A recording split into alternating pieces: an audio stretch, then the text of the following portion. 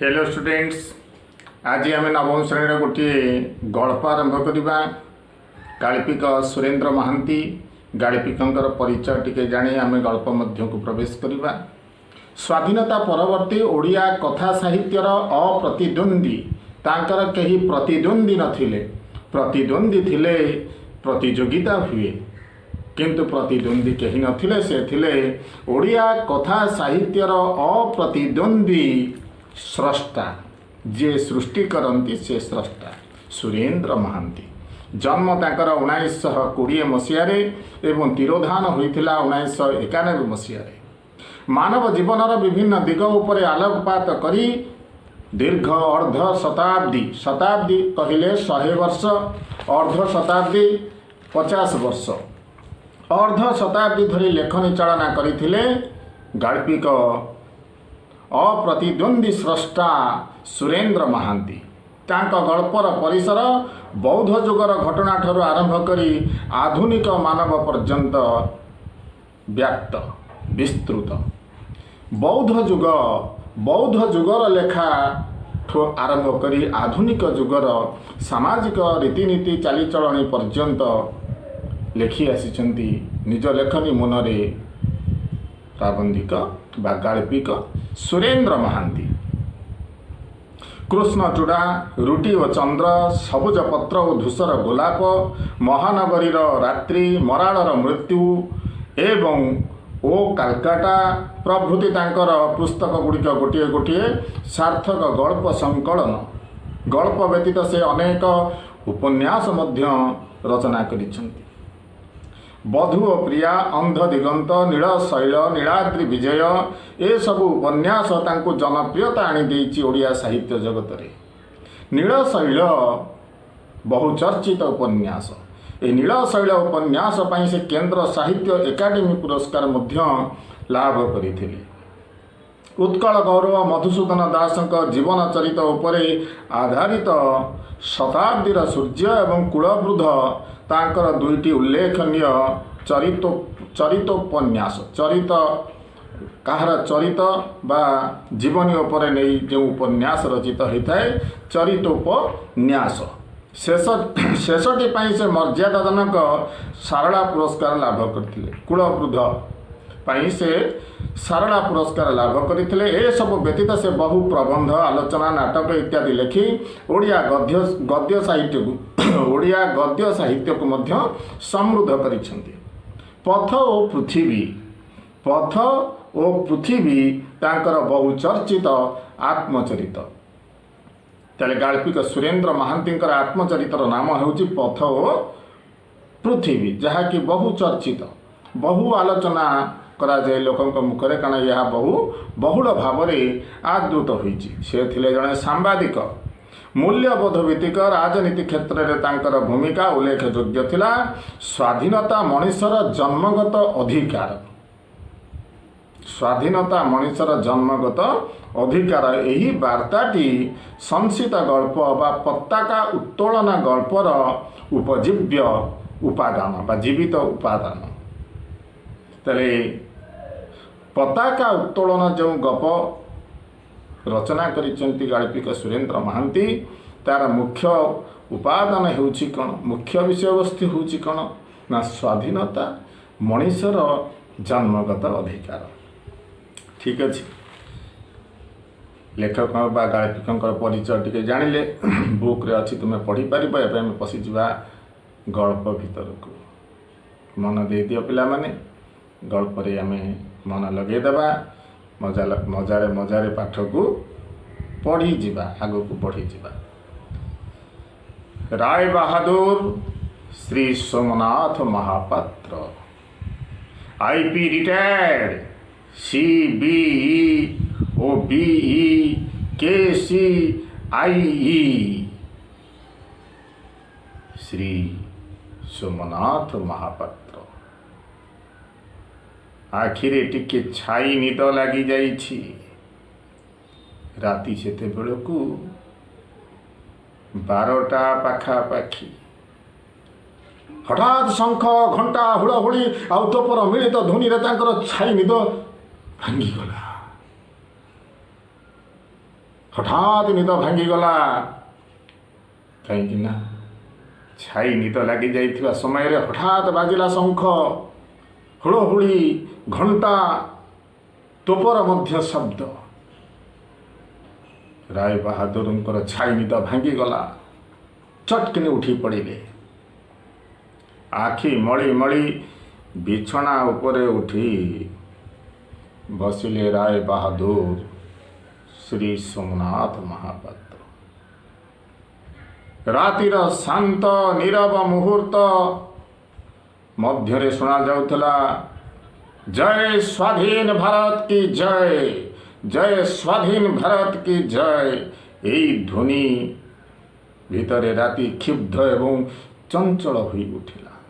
ସାଧାରଣତଃ ରାତି ଶାନ୍ତ ଥାଏ, ସମସ୍ତେ ଘରେ ବିଶ୍ରାମ ନେଇଥାନ୍ତି, କିନ୍ତୁ ଏସବୁ ଶବ୍ଦ ଯେତେବେଳେ ସୃଷ୍ଟି ହୋଇଛି ସେ ରାତି କୋଳାହଳମୟ ହୋଇ ଉଠିଲା।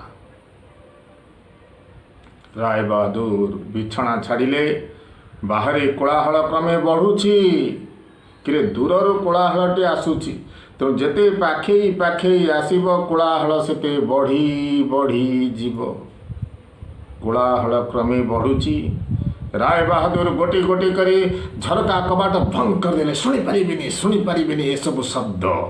ବନ୍ଦ କରିଦେବା ଝରକା କବାଟ। ଗୋଟି ଗୋଟି କରି ସବୁ ଝରକା କବାଟ ବନ୍ଦ କରିଦେଲେ ରାୟ ବାହାଦୁର। ଝରକା କବାଟ ବନ୍ଦ କରି ସେ କୋଳାହଳ ରୁଦ୍ଧ କରିବାକୁ ଚେଷ୍ଟା କଲେ, ହେଲେ ସେ କୋଳାହଳ କ'ଣ ଏ ଝରକା କବାଟ ବନ୍ଦ କରି ରଖିପାରିବ? ଚେଷ୍ଟା କରି ମଧ୍ୟ ଅସଫଳ ହେଲେ ରାୟ ବାହାଦୁର ଶ୍ରୀ ସୋମନାଥ ମହାପାତ୍ର। ରାୟ ବାହାଦୁର ଦୁଇ କାନରେ ଦୁଇଟି ଆଙ୍ଗୁଠି ଚାପି ଧରିଲେ। ତଥାପି ସେ କୋଳାହଳରୁ ନିସ୍ତାର ନାହିଁ, ନିଷ୍କୃତି ନାହିଁ, ବଞ୍ଚି ପାରୁନାହାନ୍ତି। ପଶିଯାଉଛି କାନ ଭିତରେ, କର୍ଣ୍ଣର ଗହ୍ୱର ଭିତରେ ପଶିଯାଉଛି ସେ କୋଳାହଳ। ଜୟ ଭାରତ ମାତା କି ଜୟ, ସ୍ୱାଧୀନ ଭାରତ କି ଜୟ। ବନ୍ଧୁକର ଗୁଳି ପରି ଜୟ ଧ୍ୱନିର ସେ ଶବ୍ଦ ଯେପରି ବୃଦ୍ଧ ରାୟ ବାହାଦୁରଙ୍କର ପ୍ରତ୍ୟେକ ଜୀର୍ଣ୍ଣ ଅସ୍ଥି ଖଣ୍ଡ ଚୂର୍ଣ୍ଣ କରିଦେଉଛି। ବନ୍ଧୁକର ଯେପରି ଗୁଳିଟିଏ ଫୁଟିଲେ ଲୋକମାନଙ୍କର ଜୀର୍ଣ୍ଣ ଶରୀର ଭିତରେ ପ୍ରବେଶ କରି ଅସ୍ଥିକି ଚୂର୍ଣ୍ଣ କରିଦିଏ, ଠିକ୍ ସେଇଭଳି ଜୟ ସ୍ୱାଧୀନ ଭାରତ କି ଜୟ ଶବ୍ଦ ରାୟ ବାହାଦୁରଙ୍କର ଶରୀରର ସବୁ ଜୀର୍ଣ୍ଣ ଶରୀରର, ବୃଦ୍ଧ ହୋଇଗଲାଣି ଜୀର୍ଣ୍ଣ ଶରୀରର ସବୁ ଅସ୍ଥି ଗୁଡ଼ିକ ସତେ ଯେପରି ଚୂର୍ଣ୍ଣ କରିଦେଉଛି ଏହି ସ୍ୱାଧୀନ ଭାରତ କି ଜୟ ଶବ୍ଦ। କାହିଁକି? ସେ ତ ଜଣେ ଭାରତୀୟ। ଏଭଳି କାହିଁକି ସେ ଅନୁଭବ କରୁଛନ୍ତି? ରାୟ ବାହାଦୁର କ୍ଷିପ୍ତ ପରି ଘରର ଝରକା କବାଟ ଗୁଡ଼ାକ ପୁଣି ଖୋଲିଦେଲେ। କ୍ଷିପ୍ତ ଚଟାପଟ ଯାଇ ପୁଣି ଯାଇ ଝରକା କବାଟ ଖୋଲିଦେଲେ। ବାହାରର କୋଳାହଳ ଝଡ଼ ପରି ଘର ଭିତର ପ୍ରତ୍ୟେକ କୋଣ ଅନୁକୋଣ ଥରାଇଗଲା। ଜୋରରେ ଗର୍ଜନ ଆସି ପଶି ଆସିଲା ଘର ଭିତରକୁ। ଘରର ସବୁ କୋଣ କୋଣ ଅନୁକୋଣ ଥରାଇଦେଲା। ଏତେ ଜୋରରେ ପ୍ରକମ୍ପିତ ହୋଇ ଉଠୁଥିଲା ଜୟ ସ୍ୱାଧୀନ ଭାରତ କି ଜୟ।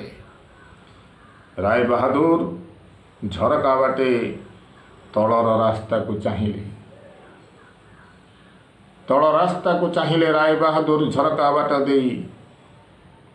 ରାସ୍ତାରେ ଜୟ ଧ୍ୱନି କରି ଚାଲିଛି ଏକ ବିରାଟ ପଟୁଆର। ସ୍ୱାଧୀନ ଭାରତର ତ୍ରିରଙ୍ଗା ପତାକା ଧରି, ସ୍ୱାଧୀନ ଭାରତର ଜୟ ଜୟକାର କରି।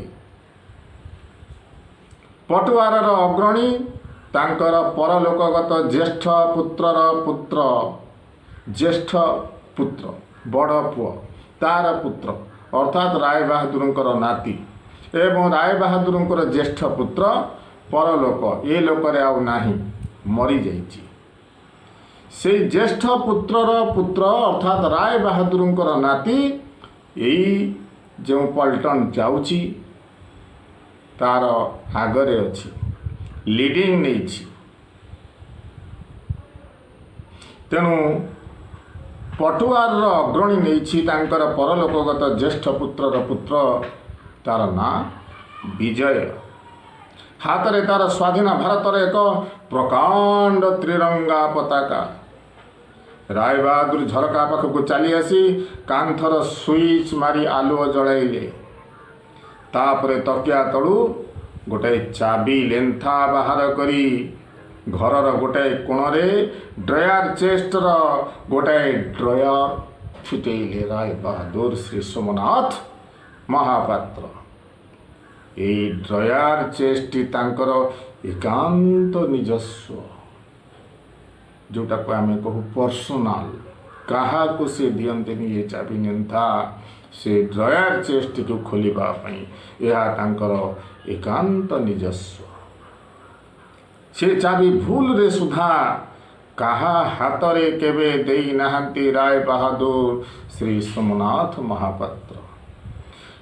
राय बहादुर ड्रायर भितर काढ़िले परलोकगत ज्येष्ठ पुओ अरुणर खंडे बहुत दिनर फोटोग्राफ। बड़ पुओ ज्येष्ठ पुत्र ना तार अरुण बहु दिन हलाणी मरी जाइछि। तारी गोटे फोटो थिला से ड्रायर चेस्ट रे फोटोटी को काढ़िले गोटाए भेलभेट बाक्सरे अति जत्न रे थिला सेई फोटो खंडिक अरुणर सही प्रतिभादीप्त आदर्शोज्वल चेहरा फुटी उठिला राय बहादुर सामने से फोटो को देखु देखु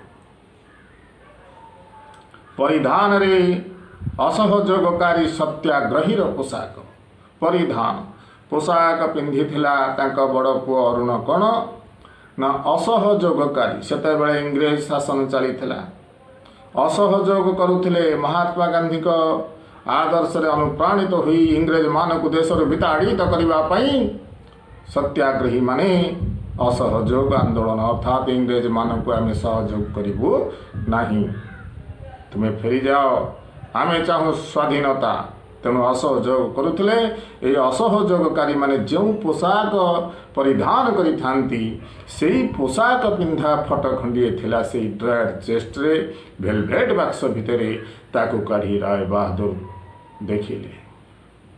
हठात मने हेला विद्युतर आघात रे राय बहादुर जमती टली पड़े हठात जमती विद्युत पड़े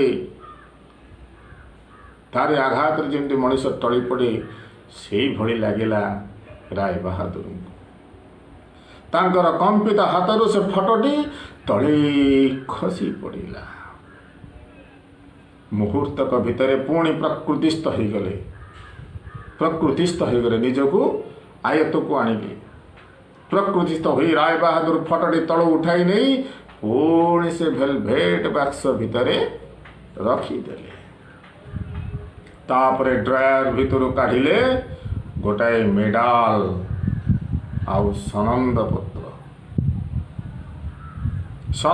पत्र गुड़िक उपरे केमती गोटाए हलदिया आस्तरण मारिगला कागजटी नुआ थिला बेले चकचक दिशुथबो पुराना हो गले कौन टिके टिके टिके टिके हलदिया हो पुराना देखा से भली तांकर से सनंद पत्र गुड़िक पुराना हो गला हलदिया आस्तरण मारिगलानी से सनंद पत्र उपरे राय बहादुर मुख परी चाही रहिले एकदा विजय उज्ज्वल अतीतर से प्राणहीन स्मारकी गुड़िक अतीतर स्मारकी सेतेबेले इंग्रेज शासन थिला एबे तो भारत स्वाधीन हो गला इंग्रेज माने आम देश छाड़ी चली गले किंतु से इंग्रेज शासन समय रे गुड़िए इंग्रेज मानकर चामचा काम करी राय बहादुर पाइथिले अनेक सनंद पत्र मेडाल से सब को देखुचंती सते जेपरि तांको लागुची ये सब प्राणहीन या देहरे आउ जीवन नाही कारण आउ याकू देइथिबा लोक बा से इंग्रेज माने आउ नाहांती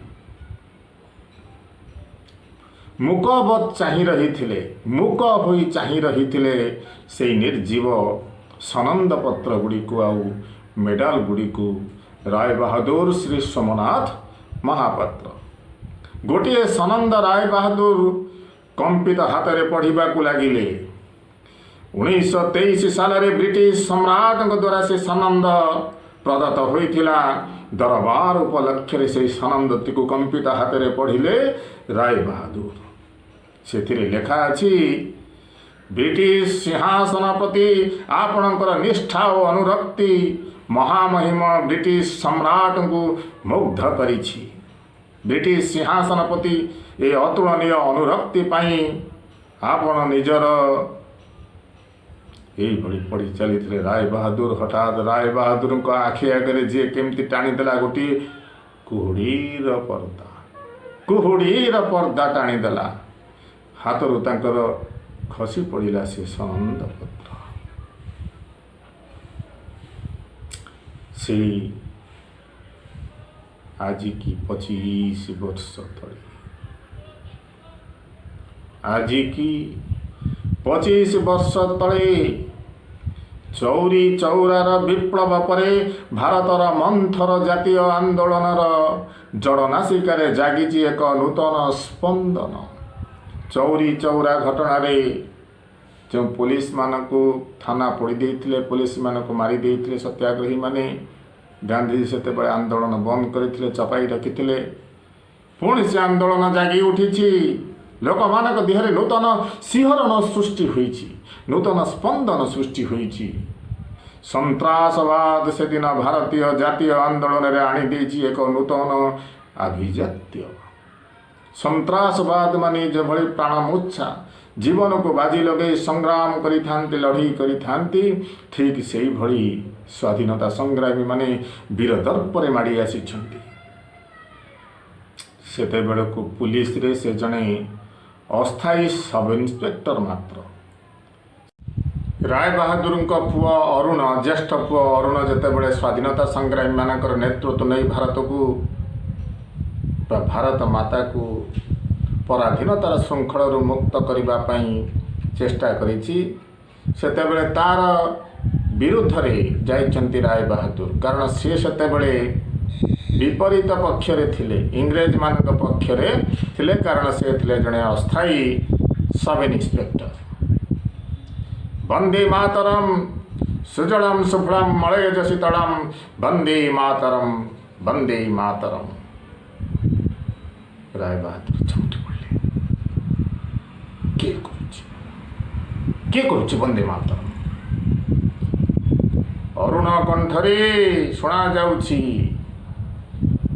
ମୋ ଜ୍ୟେଷ୍ଠ ପୁଅ ଅରୁଣ କରୁଛି ବନ୍ଦେ ମାତରମ୍। ଠିକ୍ କାମ କରୁନି। ଅରୁଣ କଣ୍ଠରେ ବନ୍ଦେ ମାତରମ୍ ସଙ୍ଗୀତର ଆବୃତ୍ତି। ପୁଣି ଚମକି ପଡ଼ିଲେ। ଠିକ୍ ଏହିପରି ଶୁଭୁଥିଲା। ଆଜି ଯେମିତି ଶୁଣାଯାଉଛି ବନ୍ଦେ ମାତରମ୍, ଠିକ୍ ଏଇଭଳି ସେଇଦିନ ଶୁଣାଯାଉଥିଲା। 25 ବର୍ଷ ତଳେ ଶୁଣାଯାଉଥିଲା ଅରୁଣର କଣ୍ଠରେ ଏଇଭଳି ବନ୍ଦେ ମାତରମ୍ ସୁଜଳମ୍ ସୁଫଳମ୍ ମଳୟଜ ଶୀତଳମ୍, ବନ୍ଦେ ମାତରମ୍ ବନ୍ଦେ ମାତରମ୍। ଆଜି ମଧ୍ୟ 25 ବର୍ଷ ପରେ ଠିକ୍ ସେଇଭଳି ଶୁଣାଯାଉଛି ମୋର କାନକୁ। ଏଇ କଥା ଭାବୁଛନ୍ତି ରାୟ ବାହାଦୁର ସୋମନାଥ ମହାପାତ୍ର। ରାୟ ବାହାଦୁର ଛୁଟିଗଲେ ପୁଣି ଝରକା ପାଖକୁ। କ୍ରମେ ବନ୍ଦେ ମାତରମ୍ର ଐକତାନ ଗାନ ଅସ୍ପଷ୍ଟରୁ ଅସ୍ପଷ୍ଟତର ହୋଇଯାଉଛି। କାରଣ ସେ ପଟୁଆର ବା ସେ ଶୋଭାଯାତ୍ରା ଦୂରକୁ ଚାଲିଗଲାଣି। ତେଣୁ ସେ ସ୍ୱର ଆଉ ଆଗ ଭଳି କମ୍ପନ ସୃଷ୍ଟି କରୁନାହିଁ, ଅସ୍ପଷ୍ଟ ଶୁଣାଯାଉଛି। ତାପରେ ରାୟ ବାହାଦୁରଙ୍କର ପୁଣି ମନେ ପଡ଼ିଯାଉଛି ସେଇ 25 ବର୍ଷ ତଳର କଥା। 25 ବର୍ଷ ତଳର ଘଟଣା ପୁଣି ରାୟ ବାହାଦୁର ସୋମନାଥ ମହାପାତ୍ରଙ୍କର ସ୍ମୃତିପଟରେ, ମାନସ ପଟରେ ଉଜ୍ଜୀବିତ ହୋଇ ଉଠିଛି। ଯେମିତି ଆମେ ଆଖି ସାମ୍ନାରେ ଚଳଚ୍ଚିତ୍ର ବା ସିନେମା ଦେଖିଥାଉ, ଠିକ୍ ତାଙ୍କର ଆଖି ସାମ୍ନାରେ ସତେ ଯେପରି ଭାସି ଯାଉଛି 25 ବର୍ଷର ସେଇ ବିଗତ ଘଟଣା। ସୋମନାଥ ମହାପାତ୍ର କହୁଛନ୍ତି, ଅରୁଣ, ତୁମେ ଅନ୍ୟାୟ କରୁଛ। ବ୍ରିଟିଶ ସରକାରଙ୍କ ବିରୋଧରେ ତୁମର ଏ ଦ୍ରୋହାଚାର କେବଳ ଅନ୍ୟାୟ ନୁହେଁ। এই কথা রায় বাহাদুর, কারণ সে জଣେ ସବ୍ ଇନ୍ସପେକ୍ଟର ଇଂରେଜ ଶାସନ ସମୟରେ। ଏହି ସତ୍ୟାଗ୍ରହୀମାନଙ୍କୁ ଦମନ କରିବା ତାଙ୍କର କାର୍ଯ୍ୟ। ଇଂରେଜମାନଙ୍କୁ ସାହାଯ୍ୟ କରିବା ତାଙ୍କର କାର୍ଯ୍ୟ। କିନ୍ତୁ ତାଙ୍କ ପୁଅ ଅରୁଣ ସତ୍ୟାଗ୍ରହୀମାନଙ୍କୁ ଉସ୍କାଇ ଆନ୍ଦୋଳନକୁ ତୀବ୍ରରୁ ତୀବ୍ରତର କରୁଥିଲା। ସେଥିପାଇଁ ବାପା ଆଉ ପୁଅ ମୁହାଁମୁହିଁ ହୋଇଯାଇଥିଲେ ରଣକ୍ଷେତ୍ରରେ। ସେଥିପାଇଁ ସୋମନାଥ ମହାପାତ୍ର ନିଜର ଜ୍ୟେଷ୍ଠ ପୁଅ ଅରୁଣକୁ କହିଥିଲେ, ଅରୁଣ, ତୁମେ ଅନ୍ୟାୟ କରୁଛ। ଏ ବ୍ରିଟିଶ ସରକାର ଏ ଦେଶକୁ ଶାସନ କରୁଛି। ଆମେ ତାଙ୍କ ଅଧୀନରେ ଅଛୁ। ଆମେ ତାଙ୍କ ବସତା ସ୍ୱୀକାର କରିବା ଉଚିତ। ଆମେ ତାଙ୍କ କଥା ମାନିବା ଉଚିତ। କିନ୍ତୁ ତୁମେ ତାଙ୍କ ବିରୁଦ୍ଧରେ ଯାଉଛ, ଦ୍ରୋହାଚାର କରୁଛ, ଦେଶଦ୍ରୋହୀ ତୁମେ, ଅନ୍ୟାୟ କରୁଛ। ତୁମେ ଅରୁଣ, ତୁମେ ଅନ୍ୟାୟ କରୁଛ। ଏହି କଥା ରାୟବାହାଦୁର ନିଜ ଜ୍ୟେଷ୍ଠ ପୁଅ ଅରୁଣକୁ ଶୁଣାଇଥିଲେ। ପ୍ରତି ଉତ୍ତରରେ ଅରୁଣ କହିଥିଲେ, ମୋତେ କ୍ଷମା କରନ୍ତୁ ବାପା, ମୋତେ କ୍ଷମା କରନ୍ତୁ।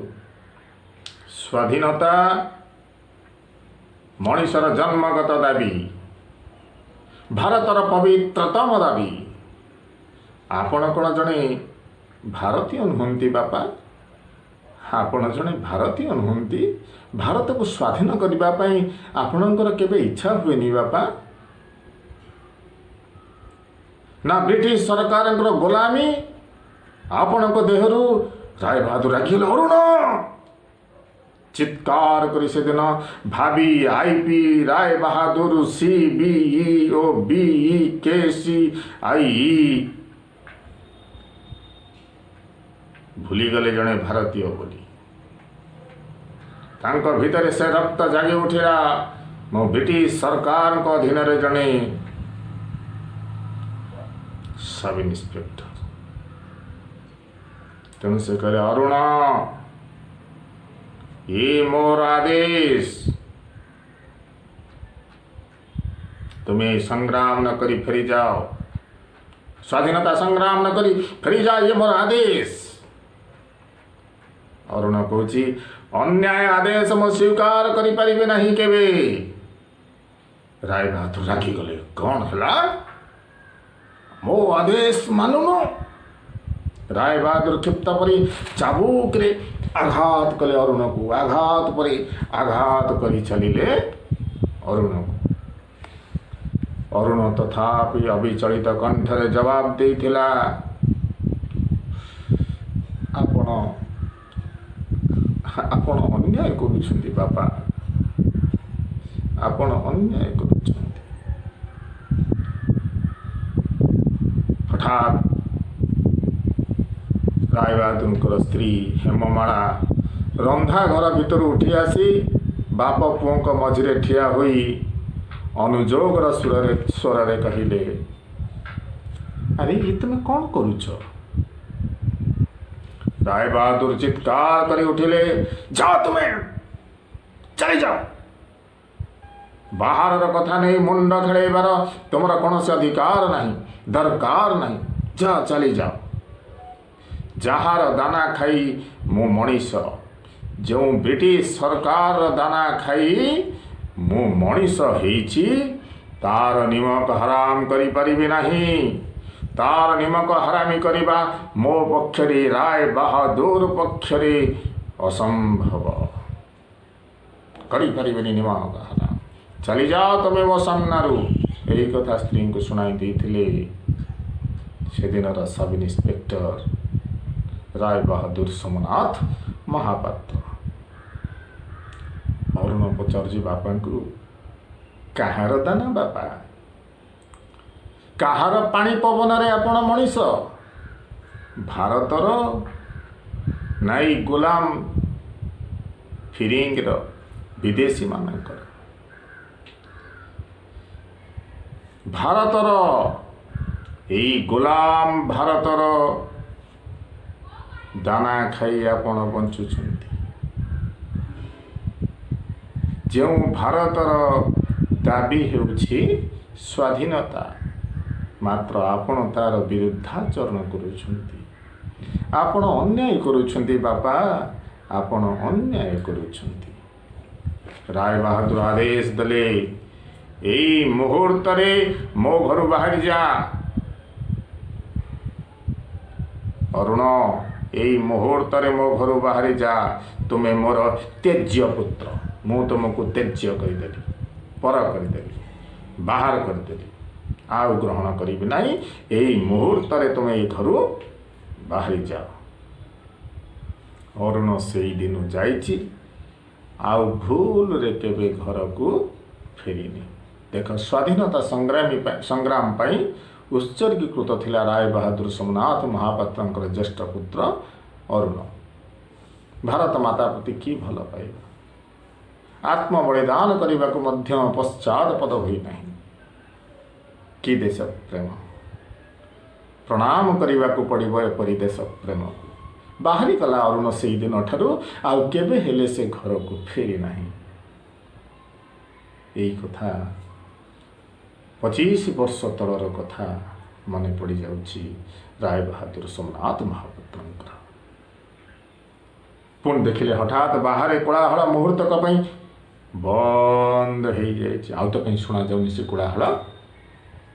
एक कथा अनुमान कले राय बहादुर सोमनाथ महापात्र। रात्रि लक्ष्य झिंकारी कंठरे से झी जो रात्रि झिंकारी झी झी झी झी शब्द करे से शब्द शुणागला कारण गहल चहल न थाए झिंकारी शब्द शुणा जाउଥାଏ। लक्ष लक्ष झिंकारी झिंकार शुणी पारुचंती राय बहादुर सोमनाथ महापात्र चारिआड पुणी सुनसान हो जाइछि निस्तब्ध हो जाइछि। राय बहादुर उत्कंठ होई शुणुथिले अनेक राति रे मध्य एमती शुणिचंती निद लागेनी राति रे चेई रुहंती झिंकारीर झंकार शुणी था राय बहादुर यही भली अनेक राति रे केबे केबे अध राति रे जदि निद भांगी जाए आउ सोई पारंतिनी झिंकारीर झंकार शुणी था कोठी किए जेपरी कांदुची सद्य विधवार बुकु चिरा से कांद सद्य विधवा सांगे सांगे पति मरी जाइछि जो विधवा बुकु फटा कांद कांदी थाई से भली कांद शुणा जाउछि राय बहादुर सोमनाथ महापात्रंकर कानकु। अरे अरे ये कांद तो मो पुत्रवधू अपर्णार अपर्णा दिने एमती कांदी थिला अरुणर मृत्युरे अपर्णा दिने एमती कांदी थिला से भली शुणा जाउछि ये कांद। ए कथा भाबुछंती राय बहादुर सोमनाथ महापात्र। कौन घटिथिला केमिति मरि जाइथिला अरुण शुणिबा हैं। पुलिस साहेबर हुकुम देख महापात्र तुम्हें भारी पारिबार लोक कैपेबल तुम्हें पारिब अनेक बड़ बड़ कथा तुम्हें चलई नहीं आज एक विराट जनता आसूची सहर थाना कचेरी ये सब आक्रमण करने से साफ कर दायित्व तुमर यही कथा शुणी देला ब्रिटिश सरकार ब्रिटिश शासक राय बहादुर तुम्हें पारिबार लोक राय बहादुर सोमनाथ महापात्र तुम्हें खूब पारिबार लोक बहुत बड़ बड़ काम तुम हाथ में होछि। आज एक विराट पटवार आसूची थाना आक्रमण करिब कचेरी आक्रमण करिब तुमको दायित्व दिगला तुम्हें से साफ कर।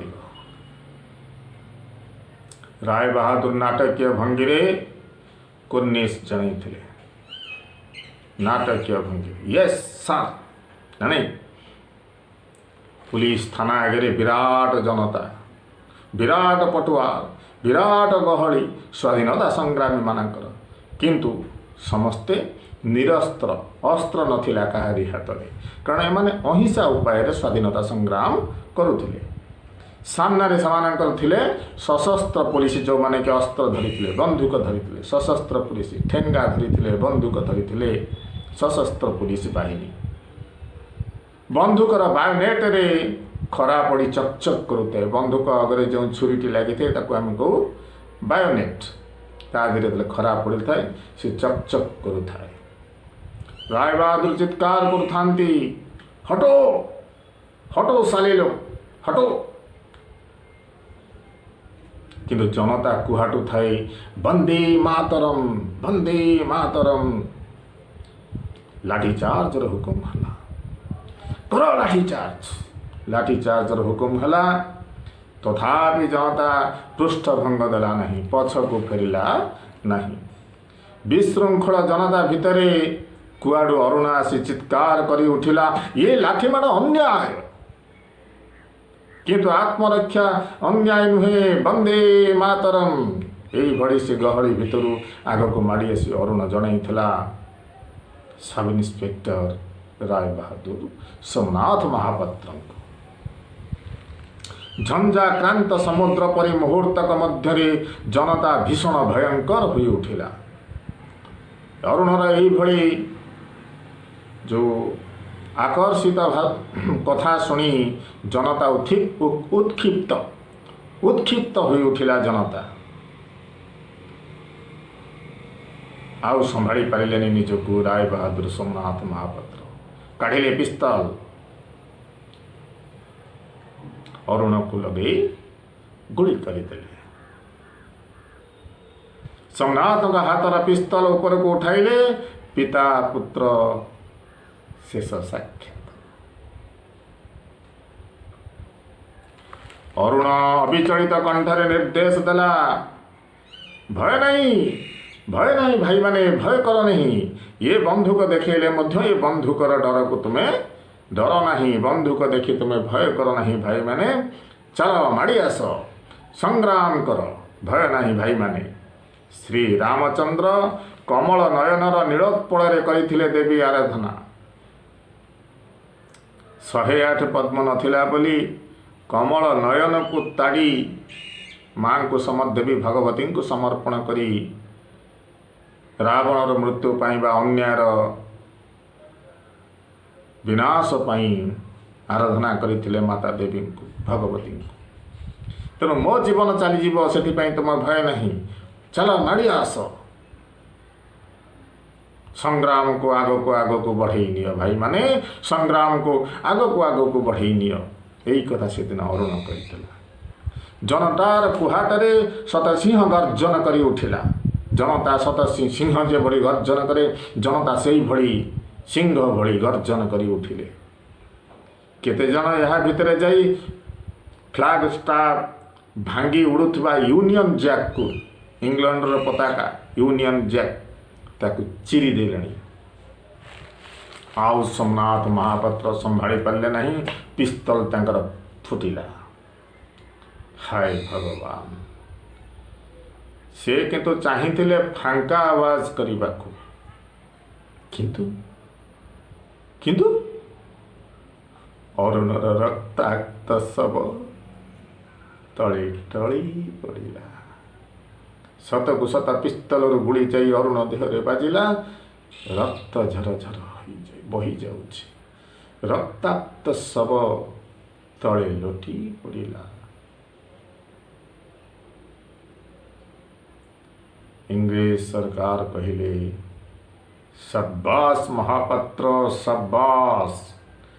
ବ୍ରିଟିଶ ସମ୍ରାଟ ଏ ଅତୁଳନୀୟ କର୍ତ୍ତବ୍ୟ ନିଷ୍ଠାର ମହତ୍ୱକୁ ଯଥାଯୋଗ୍ୟ ପୁରସ୍କୃତ କରିବେ। ବହୁତ ଭଲ କାମଟିଏ ଆପଣ କରିଛନ୍ତି ସୋମନାଥ ମହାପାତ୍ର। ବ୍ରିଟିଶ ସାମ୍ରାଜ୍ୟ ଆପଣଙ୍କର ଏ କର୍ତ୍ତବ୍ୟ ନିଷ୍ଠା ପାଇଁ ନିଶ୍ଚିତ ଭାବରେ ଆପଣଙ୍କୁ ସମ୍ମାନ ଦେବ। ସାବାସି ଦେଇଥିଲା ବ୍ରିଟିଶ ସରକାର ସୋମନାଥ ମହାପାତ୍ରଙ୍କୁ।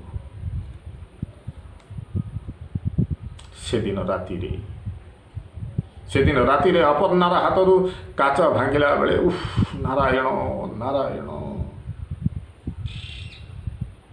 ଏହି କଥା ଭାବିଥିଲେ ମନେ ମନେ ରାୟ ବାହାଦୁର ସୋମନାଥ ମହାପାତ୍ର। ମୋ ନିଜ ହାତରେ ମୋ ନିଜ ପୁଅକୁ ମୁଁ ମାରି ଦେଇଛି। ମୋ ପୁତ୍ର ବନ୍ଧୁ ଆଜି ବିଧବା ବେଶ ସାଜୁଛି। ନାରାୟଣ, ମୁଁ ଦେଖିପାରୁନି ନାରାୟଣ। ଏହି କଥା ଭାବିଥିଲେ ରାୟ ବାହାଦୁର ସୋମନାଥ ମହାପାତ୍ର ସେଦିନ ରାତିରେ। ମାତ୍ର ଠିକ୍ ତା ପରଦିନ ସୋମନାଥ प्रमोशन पाइले पदोन्नति पाइले सब इन्स्पेक्टर हो गले इन्स्पेक्टर सोमनाथ महापात्र। तापर सोमनाथ घर को अर्थ आसी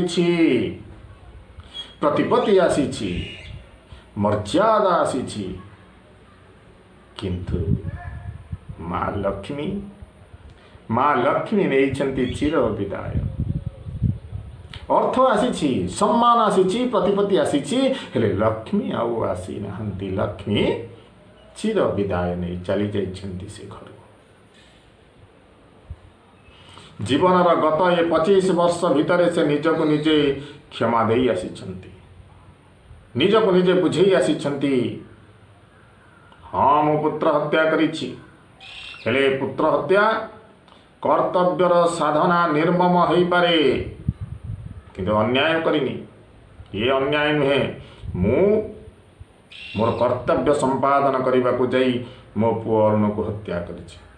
अन्याय तो करिनी मो अन्याय करिनी यही कथा कही निजे निजको बुझे आसी राय बहादुर सोमनाथ महापात्र। राय बहादुर हठात चमकी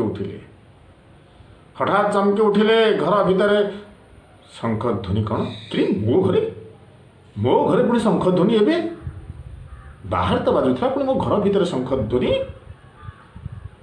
देखिले हेममाला दोताला बारांडारे केते बेले गोटे तिरंगा पताका उड़े देइछंती।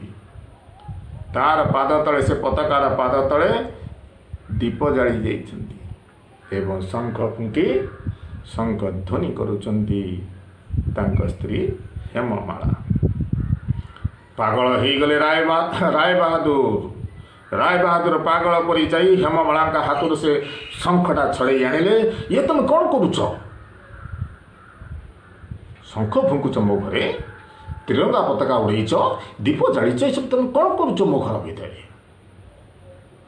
यही कथा प्रश्न कले झड़ परी जाई पागल परी जाई राय बहादुर सोमनाथ महापात्र निजर पत्नी हेममाला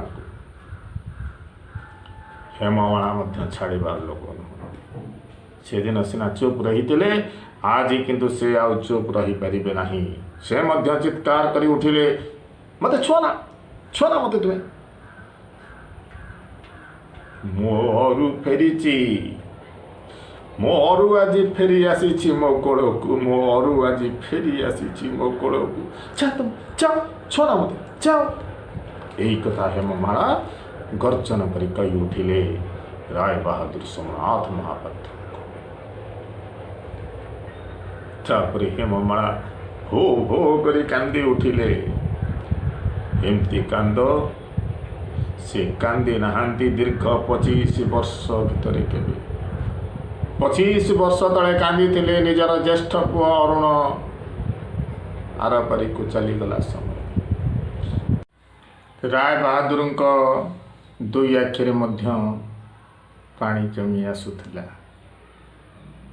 राय बहादुर मध्य कांदीबाकू आरंभ करथिले। तांकर दुई आखिरे पानी जमी आसुथिला हेले से तिरंगा पताका को काढ़ी फिंगी दे कहिले जो यूनियन जैक पाई मु अरु को खून करिछि से पताकार पतन असंभव। यही यूनियन जैक पाई मु मोर ज्येष्ठ पुओ अरु को खून करिछि गुड़ी करिछि से यूनियन जैक रो पतन असंभव। एठी यूनियन जैक उड़ीब यही कथा कहले राय बहादुर। हेममाला दर्पित कंठरे कहले जो पताका पाई अरु प्राण बलि देइछि से पताका जुगे जुगे रहिब उन्नत होई। यही भारतीय स्वाधीन भारतर पताका पाई यही जातीय पताका पाई मो अरु प्राण बलि देइछि। यही जातीय पताका सबुदिन पाई उन्नत होई रहिब सबुदिन पाई ऊपर को रहिब। यही जातीय पताकार सबुदिन टेक रहिब तम यूनियन जैकर रहिबनी। यही कथा दर्पिता कंठरे कही हेममाला राय बहादुर को प्रत्युत्तर देते। हेममाला आवेग एवं उत्तेजना तले पड़ी मूर्छिता हो गले। तांका भितर जो आवेग आसीथिला जे भारत आज स्वाधीन होईछि, पुअर स्मृति को रोमंथन करिसेंती, सेई आवेग को नहीं मूर्छिता हो गले हेममाला। राय बहादुर भीतर को जाई अनेक दिन रसायिता सिल्क से यूनियन जैक पताकाटा काढ़ी उड़ाइले। से तिरंगा पताका स्थान रे राय बहादुर भीतर को गले, गुड़े रखी सिल्क से यूनियन जैक भारतीय पताकाटा को फोपाड़ी दे यूनियन जैकटा को उड़ाइले राय बहादुर। ता परदिन सकाळ सारा राति सोमनाथ को निद नहीं। राति सारा राति सोमनाथ को निद नहीं। अति सतर्क प्रहरी परि से राति चेई बसिचंती से यूनियन जैक पताका पाखरे। उड़ी रहिब उछले रहिब मो यूनियन जैक। मु केबे निमक हरामी हेई पारिबिनी। एई कथा कही राति जाक जगी बसिचंती यूनियन जैक को राय बहादुर। ता तले हेममाला दीप केते बेलू निभि जाइछि।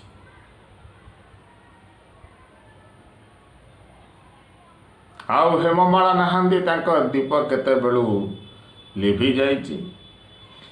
इयाडे राति सारा स्वाधीनता उत्सव रे माती घर को फेरिला अरुणर पुओ विजय बा राय बहादुर को नाती विजय सकाळु सकाळु घर को फेरिला। घरे पाद दे ये विचित्र दृश्य से स्तंभित हो गला।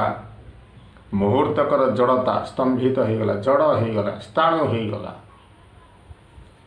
मुहूर्तकर जड़ता कटि जिबा परे विजय पचारिला, ए सब कौन होउछि जेजे? आजी पुणी यूनियन जैक? राय बहादुर कहले, हे दुनिया निमक हराम हे पारे बिजू, किंतु मु नुहे। ये दुनियाटा इंग्रेज सरकार दाना खाइच, इंग्रेज मानक विरुद्धाचरण करुच, निमक हराम। दुनिया निमक हराम हे पारे, किंतु ये राय बहादुर सोमनाथ महापात्र निमक हराम हे पारिबो नाही रे बिजू। यही कथा उत्तर देले राय बहादुर। बिजू मध्य दृढ़ कंठरे प्रतिवाद करी कहला, ये पताका एठी उड़ी पारिबो नाही जे ये यूनियन जैक एठी उड़ी पारिबो नाही, बंद करे उड़ा। राय बहादुर कहले, अलबत उड़ीबो, मो बंची थिबा जाए उड़ीबो। ये घर मोर, मो घरे मो यूनियन जैक उड़ेबी, अलबत उड़ीबो। पताकाटा को झांपी नहीं विजय कहला, पताकाटा को झांपी देला। विजय कहला, ये देश आमर, ये घरटा तमर कौन कौच जे? अरे ये देशटा आमर, जापारुन कि जे ये देश आमर। ब्रिटिश गुलाम एठी आउ स्थान नहीं। तुम्हें होच ब्रिटिश रो गुलाम चाकर। ब्रिटिश गुलाम ये देश रे आउ तुम मानक भड़ी गुलाम मानकर स्थान नहीं। सोमनाथ विजय हाथुर से यूनियन जैकटा छड़े नेबाक चेष्टा कले। अति अस्वाभाविक भाव से होई उठचंती हिंस्र एवं उत्क्षिप्त। दे दे से यूनियन जैक दे दे कई विजय हाथुर छड़े नेबा पे चेष्टा करुथले सोमनाथ महापात्र। विजय हाथ रे ठेली देला तांकु जेजे को। सोमनाथ सीढ़ी रे गड़ी गड़ी पड़िले जाई तल महलार चटाण। मुंड आउ कान फाटी छुटी जाउथिला रक्तर सुଅ। विजय तांको उपरे पुणी झुंकी पड़िला। अपराधीर कंठरे डाकिला, जेजे।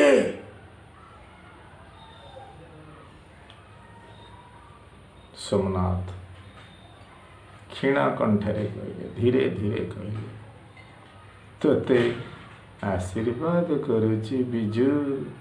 ମୁଁ ତତେ ଆଶୀର୍ବାଦ କରୁଛି, ମୁଁ ବେଶ ଶାନ୍ତିରେ ଏଥର ମରିପାରିବି। ଏଥର ମୁଁ ବେଶ ଶାନ୍ତିରେ ମରିପାରିବି। ଏଇ ପତାକା ପାଇଁ ତୁ ତ ବୁଢ଼ା ଜେଜେକୁ ମଧ୍ୟ ଆଘାତ କରିଛୁ। ତୁ ଜେଜେକୁ ଆଘାତ କରିଛୁ, ଅଥଚ ଭାବୁଛି ଇଏ ପତାକାଟା କ'ଣ? ଯେଉଁ ପତାକା ପାଇଁ ତୁ ତୋର ବୁଢ଼ା ଜେଜେକୁ ଆଘାତ କଲୁ, ସେ ପତାକାଟା କ'ଣ? ଖଣ୍ଡିଏ ରଙ୍ଗୀନ କନା, ରଙ୍ଗ ଛାଡ଼ିଯିବ ତାର।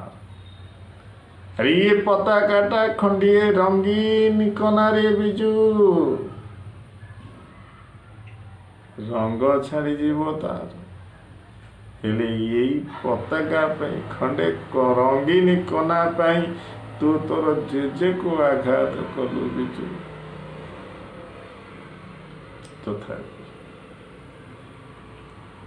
ତଥାପି ମୁଁ ଏବେ ବୁଝିପାରୁଛି ରେ ବିଜୁ, ଏଇ ରଙ୍ଗୀନ କନା ଖଣ୍ଡିକର ମୂଲ୍ୟ।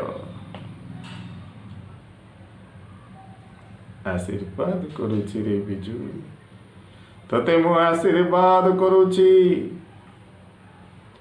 ତୋ ପତାକାର ଜୟ ହେଉ, ତୋ ପତାକାର ଜୟ ହେଉ। ପାଟି ପଡ଼ିଗଲା, ଆଉ କିଛି କହିପାରିଲେ ନାହିଁ ରାୟ ବାହାଦୁର ସୋମନାଥ ମହାପାତ୍ର। ଆଖି ଦୁଇଟା ସେତା ହେଇ ଆସୁଛି, ଧଳା ହେଇ ଆସୁଛି। ଦୁଇ ଜଣ ଚାକର ମୁମୂର୍ଷୁ ରାୟ ବାହାଦୁରଙ୍କୁ ଟେକି ନେଇଗଲେ ଉପରକୁ, ତାଙ୍କ ରୁମକୁ। ବିଜୟ ପ୍ରାଣହୀନ ପାଷାଣ ପଥରରେ ଯେମିତି ପ୍ରାଣ ନଥାଏ, ପଥରଟେ ଯେମିତି ଥୁଆ ହେଇଥାଏ, ସେମିତି ସ୍ଥାଣୁ ହୋଇ ପ୍ରାଣହୀନ ପାଷାଣ ପରି ଚାହିଁ ରହିଥାଏ ପ୍ରଭାତର ସୂର୍ଯ୍ୟଦୀପ୍ତ ଆକାଶ ଆଡ଼େ। ସୂର୍ଯ୍ୟ ଦୀପ୍ତିମାନ ହୋଇ ପୂର୍ବ ଆକାଶରେ ଆସିଛନ୍ତି, ଉଦୟ ହୋଇଛନ୍ତି। ସେଇ ଆକାଶ ଆଡ଼େ ଚାହିଁ ରହିଥାଏ ବିଜୟ, ସ୍ଥାଣୁ ହୋଇ ଚାହିଁ ରହିଥାଏ। ଭାଦ୍ର ଆକାଶର ମେଘହୀନ ସୁନୀଳ ପଟଭୂମିରେ ସ୍ୱାଧୀନ ଭାରତର ତ୍ରିରଙ୍ଗା ପତାକା ଉଡ଼ୁଛି ଫର ଫର ହୋଇ। ଏଇଭଳି ଭାବରେ ଗପରେ ଦେଖ ପିଲାମାନେ, ଭାରତ ପାଇଁ କିଭଳି ଗୋଟିଏ ପରିବାର ମଧ୍ୟରେ ଭାଗ ଭାଗ ହେଇଯାଉଛି। କିଏ ବ୍ରିଟିଶର ଗୋଲାମ ତ କିଏ ଭାରତ ପାଇଁ ନିଜ ଜୀବନକୁ ଉତ୍ସର୍ଗ କରିଛି, ଏବଂ ଶେଷରେ ବିଜୟୀ ହେଉଛି ଭାରତୀୟମାନଙ୍କର। ଭାରତର ପତାକାର ଜୟ ଜୟକାର କରାଯାଇଛି।